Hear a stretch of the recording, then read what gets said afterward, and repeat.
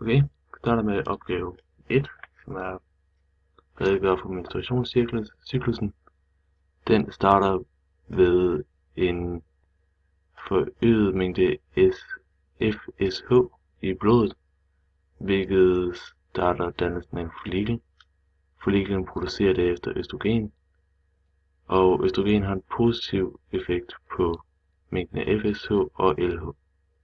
Når mængden af LH når et vist punkt,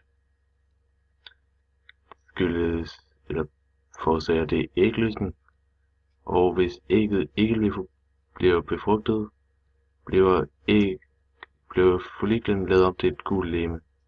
Det gule legeme producerer progesteron, hvilket forårsager menstruation og har en negativ effekt på mængden af østrogen. Den negative effekt på mængden af østrogen betyder, at der også kommer til at være mindre LH og FSH, hvilket vil ende med at genstarte processen.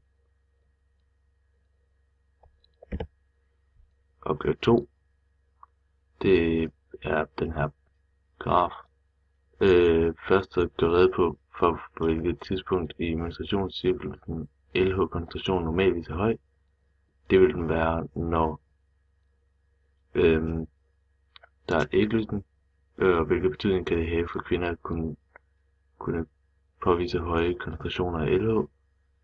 Hvis der er en høj koncentration, så er det nok lige omkring ægløsningsperioden.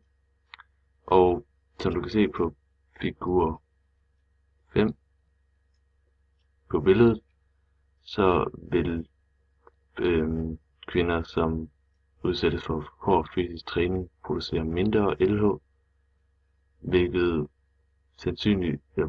vil betyde, at der ikke vil være ægløsning. Det kunne være fordi, at kroppen ikke har særlig meget energi, hvilket betyder, at den ikke vil være i stand til at kunne være barn. Så den vælger automatisk ikke at gennemgå processen, der vil gøre det muligt.